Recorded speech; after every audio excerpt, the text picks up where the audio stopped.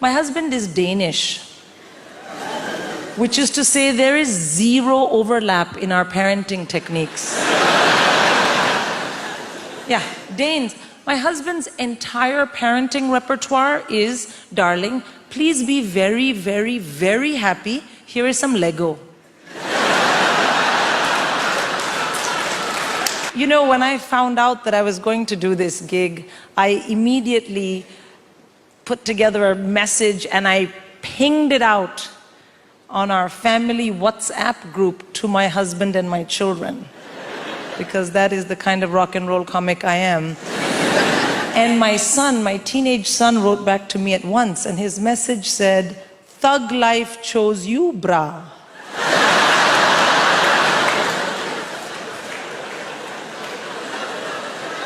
And I was like, oh shit, my child has joined a gang. I mean, what kind of language is this? Thug and bra. It had 2 R's, but he's a terrible speller. And I was like, oh no. And the other thing is, I thought, this message is not for me. This idiot has sent me a message by mistake, which is for a gang member. What if the next message is something much worse? And that really bothered me because, well, this was my moment. I am going to Apollo. Like, if I'm going to find out you're a criminal, can we do it next month? So I wrote back to him in all caps, because as a good Indian mother, I mainly shout at my children. I wrote back, "This is your mom." And he wrote back, "I know, gigging like a boss." Thank you. A boss. Yeah, B-A-W-S-E, boss. And also, please do remember as you listen to the rest of my set this evening that I didn't choose it, but the thug life chose me. That's right. So I have kids. Of course you love your kids and it's difficult to raise them. Small kids are very easy, I find.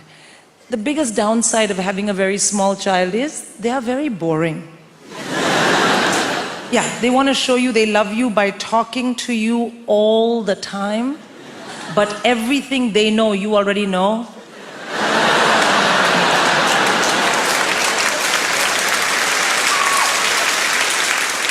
I mean, literally zero value add in any of those conversations.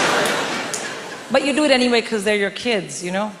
And you know what people say? Small kids, small problems, big kids, bigger problems. And the reason is that as your kids get older, you have to discipline them properly.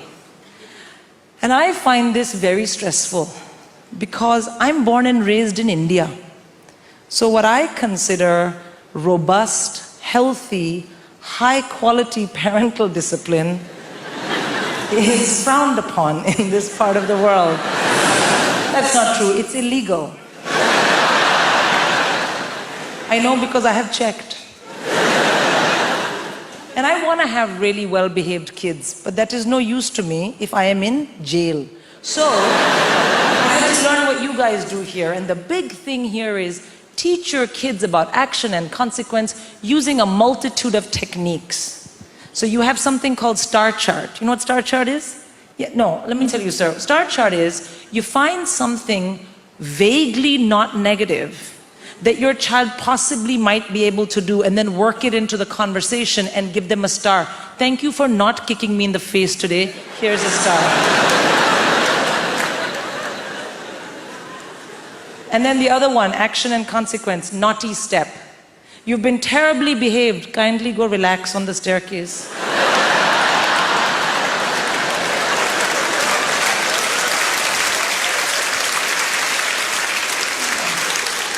And I was like, I cannot get on board with this. So what do we have from my culture that I can somehow glom onto this so it makes sense to me?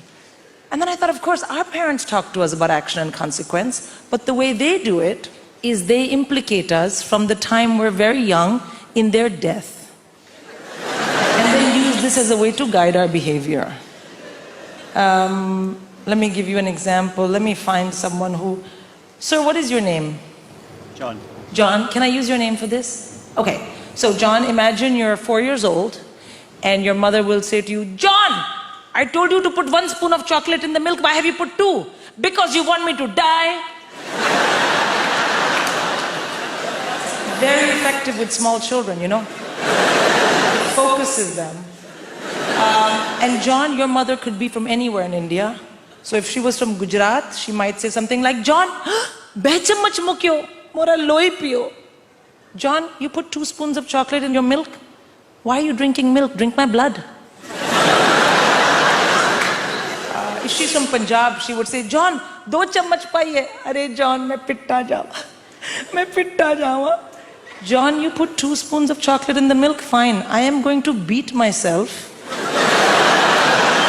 to death. You please stay here and enjoy your milk. Yeah. My mom speaks Hindi, so what she would probably say is, Arey John, chammach kya tantana rahe ho? Chura uthao. John, why are you tinkling that teaspoon? Pick up the knife, you know it's what you want. Really good stuff. And it was working so well for me with my firstborn, until when he was about 7, I got a phone call from his school. And the teacher said, could you and your husband please come in? Your son has some very specific anxieties. So I went. I didn't take my husband. My husband is Danish, which is to say there is 0 overlap in our parenting techniques. Yeah, Danes. My husband's entire parenting repertoire is, darling, please be very, very, very happy. Here is some Lego.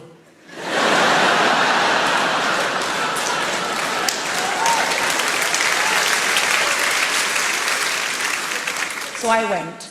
And the teacher said, we don't understand. He's a great boy, great kid. But every time we give him back homework and he hasn't got full marks, he says, I don't want to go home. I think my mother might be dead.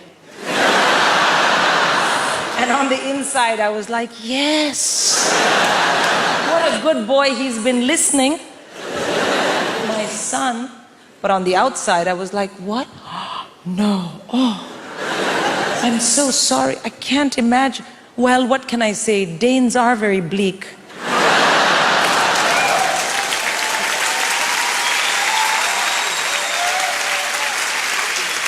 You've been so nice, Apollo. Thank you so much. Have a good evening.